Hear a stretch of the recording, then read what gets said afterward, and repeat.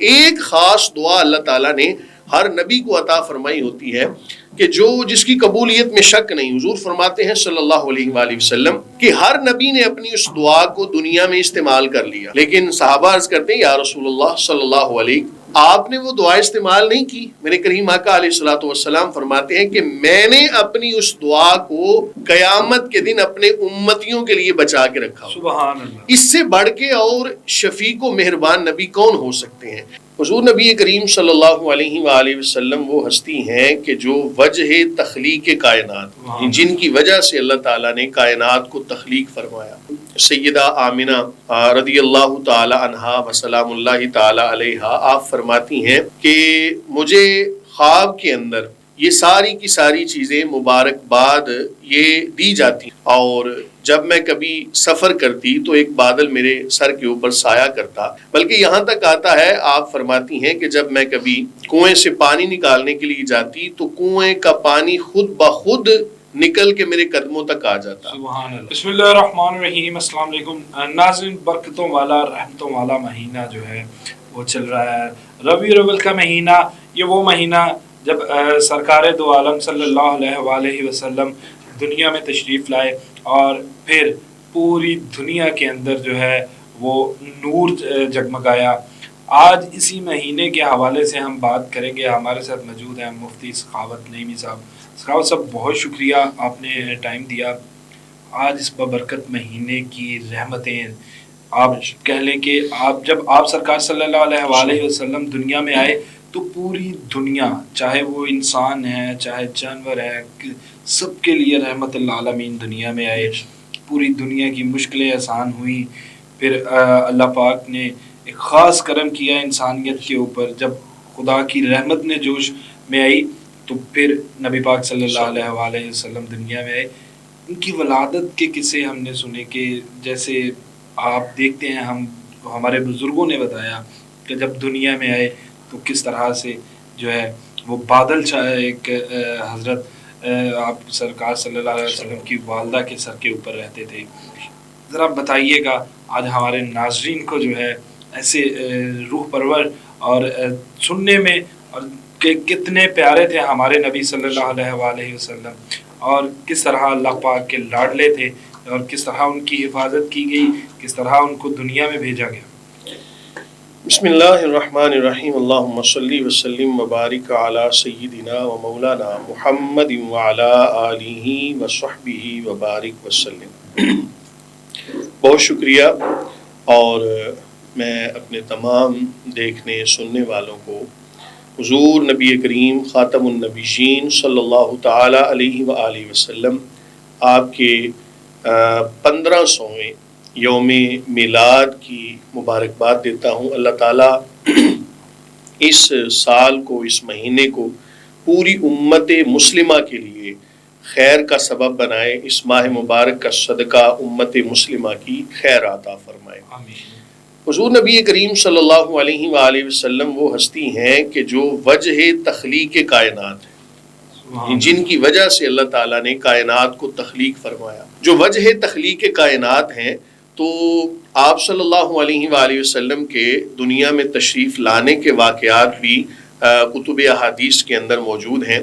کریم آقا علیہ الصلوۃ والسلام آپ کی جب ولادت باسعادت ہونی تھی تو حضرت سیدہ آمنہ رضی اللہ تعالی عنہا وسلام اللہ تعالی علیہا آپ فرماتی ہیں کہ مجھے خواب کے اندر یہ ساری کی ساری چیزیں مبارکباد یہ دی جاتی تھیں, اور جب میں کبھی سفر کرتی تو ایک بادل میرے سر کے اوپر سایہ کرتا, بلکہ یہاں تک آتا ہے آپ فرماتی ہیں کہ جب میں کبھی کنویں سے پانی نکالنے کے لیے جاتی تو کنویں کا پانی خود بخود نکل کے میرے قدموں تک آ جاتا. سبحان اللہ. اور آپ فرماتی ہیں کہ ایسے عجیب و غریب واقعات میرے ساتھ ہوتے رہے, مجھے مبارکبادیاں دی جاتی رہیں کہ آمنہ تجھے مبارک ہو کہ تم اس ہستی کی والدہ بننے والی ہو کہ جن کی وجہ سے اللہ تعالیٰ نے اس کائنات کو تخلیق فرمایا ہے, جو خاتم النبیین ہیں, جو اللہ تعالیٰ کے پیارے ہیں, اللہ تعالیٰ کے محبوب ہیں.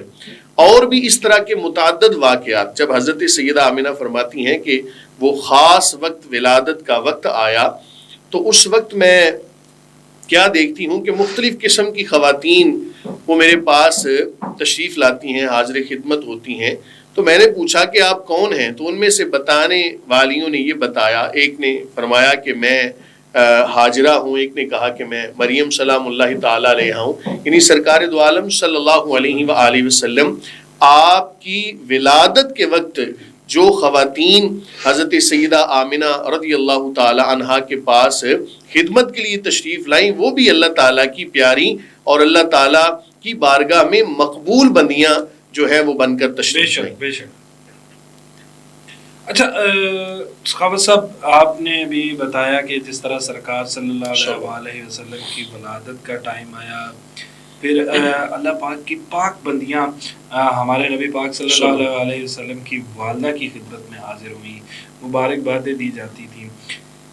آپ سرکار جب دنیا میں آئے تو ایک ہم کتابوں میں پڑھتے ہیں کہ اس رات اللہ پاک نے تمام دنیا کے اندر لوگوں کو بیٹے عطا کیے. بے شک اسی طرح ہے. دیکھیں ہر بندہ نا اپنے یہ دنیا کا دستور ہے کہ جو بندہ، میں نے اسی لیے شروع میں عرض کیا کہ ہر بندے کو اپنے مزاج کے مطابق خوشی کرنی چاہیے، اور خوشی کیسی ہونی چاہیے کہ جو شریعت کی حدود کے اندر رہ کر. اب دیکھیں اللہ رب العالمین نے اپنے محبوب صلی اللہ علیہ وآلہ وسلم کی آمد پر تمام خواتین کو بیٹے عطا فرمائے. اس کی وجہ یہ کہ اس خاص دن کے اندر، چونکہ آپ یہ کتابوں میں پڑھتے ہیں کہ عرب کا جو ایک معاشرہ ہے وہاں پر بیٹی کی ولادت پر سوگ منایا جاتا تھا، لوگ پریشان ہو جاتے تھے. قرآن نے اس کا ذکر کیا ہے، وَإِذَا بُشِّرَ أَحَدُهُمْ بِالْأُنثَىٰ ظَلَّ وَجْهُهُ مُسْوَدًّا وَهُوَ كَظِيمٌ، کہ جب ان میں سے کسی کو بیٹی کی بشارت دی جاتی تو اس کا چہرہ سیاہ ہو جاتا، وہ پریشان ہو جاتا، روتا، چیخیں مارتا کہ میرے ساتھ کیا ہو گیا ہے اور میں اس کو کیسے پالوں گا. یعنی بیٹی پیدا ہونے پر ایک طرح سے لوگ پریشان ہوتے، سوگ مناتے اور ایک طرح سے پریشانی کا اظہار کرتے. تو اللہ رب العالمین نے اپنے حبیب صلی اللہ علیہ وآلہ وسلم کی آمد پر تمام خواتین کو بیٹے عطا فرمائے کہ آج کے دن کوئی بندہ پریشان نہ ہو. آج کے دن تو تمام کی تمام انسانیت وہ خوشی کا اظہار کرے. اور جیسا کہ اس سے پہلے بھی آپ نے بطور تمہید یہ کلمات کہے کہ جو پوری انسانیت کے لیے رحمت بن کر آئے. انسانیت کے لیے رحمت نہیں بن کے آئے بلکہ وہ تو کائنات کے لیے رحمت بن کے آئے ہیں.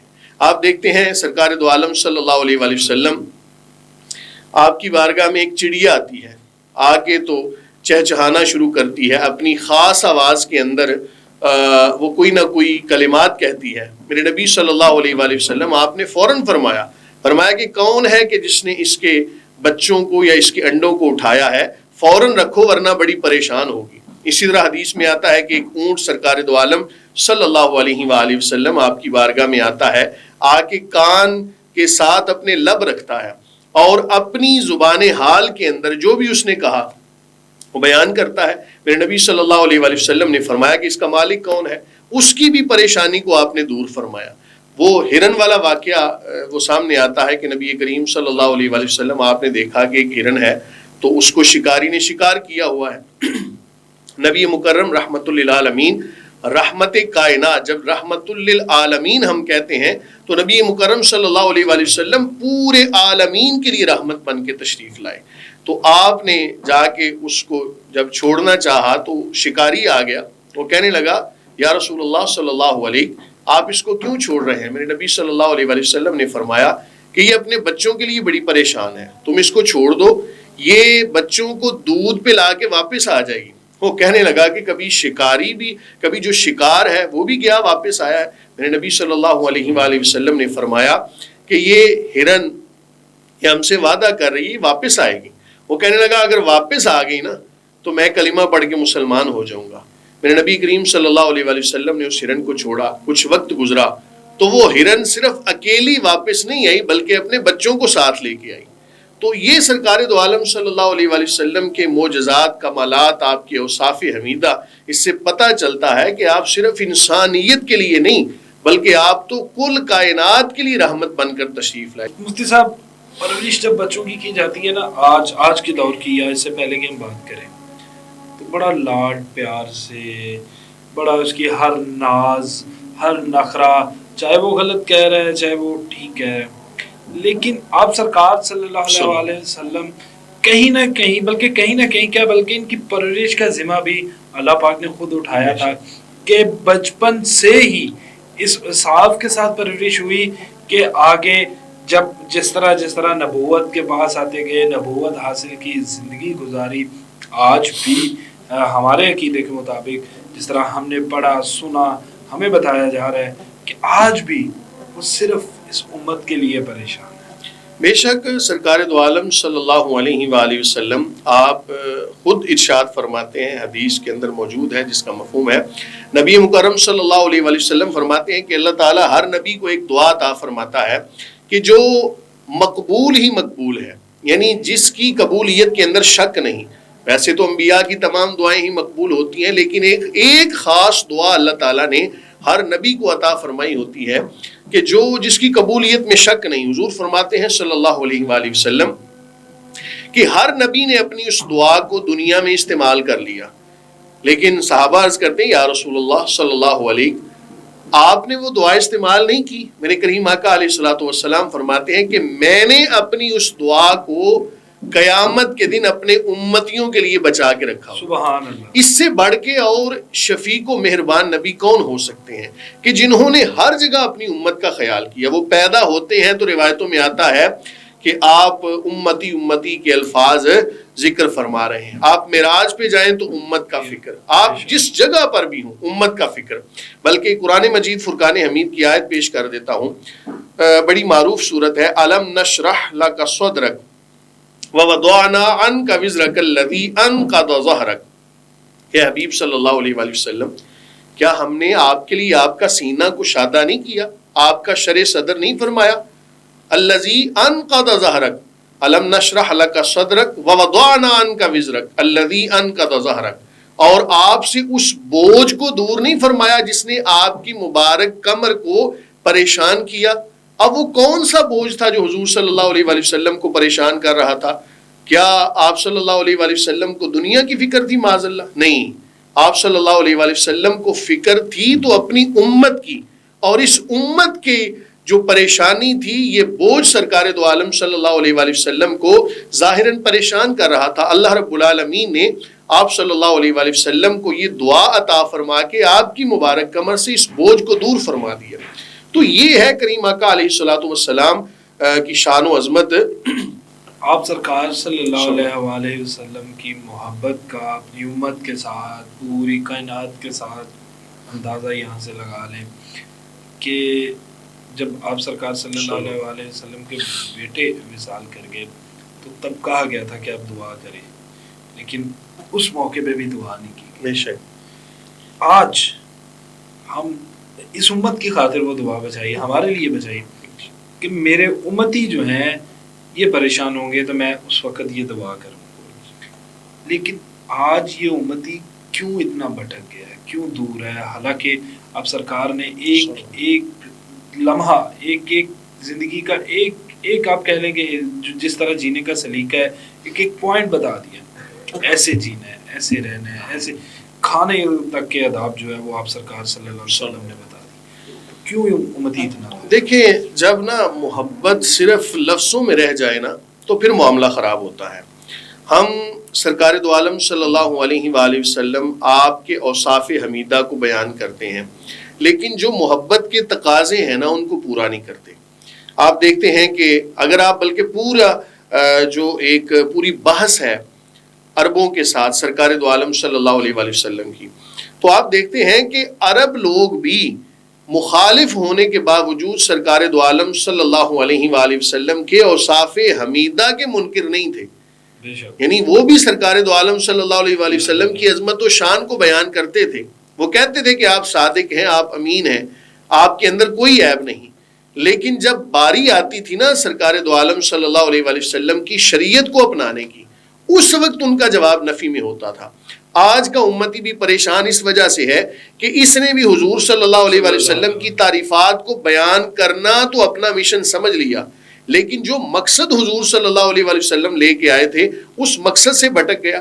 جب باری آتی ہے کہ اپنی زندگی کو شریعت کے مطابق حضور صلی اللہ علیہ وآلہ وسلم کی سنت کے مطابق گزارو، تب ہمارے جو امت ہے اس امت میں سے بہت تھوڑے لوگ رہ جاتے ہیں، لیکن جب باری آتی ہے حضور کی نعتیں پڑھنے کی، حضور کا میلاد بیان کرنے کی، حضور صلی اللہ علیہ وآلہ وسلم کی صفات کو بیان کرنے کی، تب لفظاً ہم صفات بیان کرنا تو جانتے ہیں، لیکن حقیقتاً صفات بیان کرنا یہ ہے کہ حضور صلی اللہ علیہ وآلہ وسلم کی ہر ادا کو اپنایا جائے، اپنی زندگی کے ہر پہلو کے اندر یہ دیکھا جائے کہ میرے نبی صلی اللہ علیہ وآلہ وسلم نے یہ وقت کیسے سپینڈ کیا ہے، یہ وقت کیسے گزارا ہے۔ اگر کوئی شادی بیاہ کا موقع آ گیا تو ہمارے ہاں اکثر یہ بڑے بڑے مذہبی لوگ یہ کہتے ہوئے سنے جاتے ہیں کہ جی خوشی کا موقع ہے، اب چند دن کی بات ہے۔ یار خوشی کے موقع پر ہی تو پتہ چلے گا تم حضور صلی اللہ علیہ وآلہ وسلم سے کتنا پیار کرتے ہو۔ تو بیان کرنے کا مقصد یہ ہے کہ محبت کا تقاضا یہ ہے کہ محبوب کی ہر ادا محبوب ہوتی ہے، اور اگر ہم صرف لفظوں میں محبت بیان کرنا شروع کر دیں، یہ تو ایسے ہی ہو گیا نا کہ جیسے ایک بچے کو کہا جائے کہ تم اپنے باپ سے کتنا پیار کرتے ہو، اپنے والد سے، وہ کہے جی میں بے انتہا پیار کرتا ہوں، اور والد کہہ دے کہ بیٹا ذرا مجھے پانی کا گلاس تو پکڑانا، تو بیٹا کہے نہیں جی میں تو آپ سے پیار بڑا کرتا ہوں لیکن آپ کی بات ماننے کے لیے تیار نہیں۔ تو بڑی معذرت کے ساتھ آج امت کا حال بھی الا ماشاءاللہ یہ ہو چکا کہ جو حضور صلی اللہ علیہ وآلہ وسلم آپ کی نعتیں پڑھنے کے لیے تیار ہے، آپ کا میلاد منانے کے لیے تیار ہے، آپ کی جملہ و صاف حمیدہ جو کہ عرب بھی کرتے تھے وہ منانے کے لیے تیار ہے، لیکن جب حقیقی محبت کی باری آتی ہے تب جناب ہر کسی کا جواب نفی میں ہوتا ہے۔ الا ماشاءاللہ ضرورت اس امر کی ہے کہ زندگی کے ہر پہلو کے اندر شریعت مصطفی صلی اللہ علیہ وآلہ وسلم کو فالو کیا جائے۔ بہت شکریہ مفتی صاحب۔ ناظرین، آپ سرکار صلی اللہ علیہ وآلہ وسلم کی زندگی جو ہے انہوں نے اس طرح ہمارے لیے ایک عملی نمونہ پیش کیا، لیکن ہم لوگ اس ٹائم اتنے بھٹک چکے ہیں، ہر وہ کام جسے منع کیا گیا تقریباً کرتے ہیں۔ اس میں میں خود بھی اپنی بھی بات کروں گا تو میں شرمندہ ہوں۔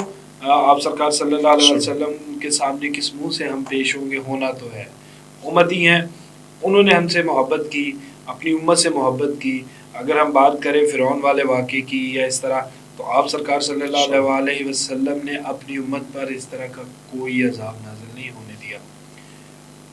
بات ہم کرتے ہیں کہ ہمیں ہر طرح سے آپ سرکار صلی اللہ علیہ وسلم نے محفوظ کیا، ہماری اپنی امت کو پیار کیا، لیکن آج امت بھٹک چکی ہے، آج ہم بھٹک چکے ہیں۔ اگر ہم آپ سرکار صلی اللہ علیہ وسلم کی زندگی کے اوپر بات کریں تو پھر پوری کائنات کی جو سیاہی ہے، جو پانی ہے، اگر سیاہی میں تبدیل کر دیں تو پھر لکھنا ہے جو ہے ممکن نہیں۔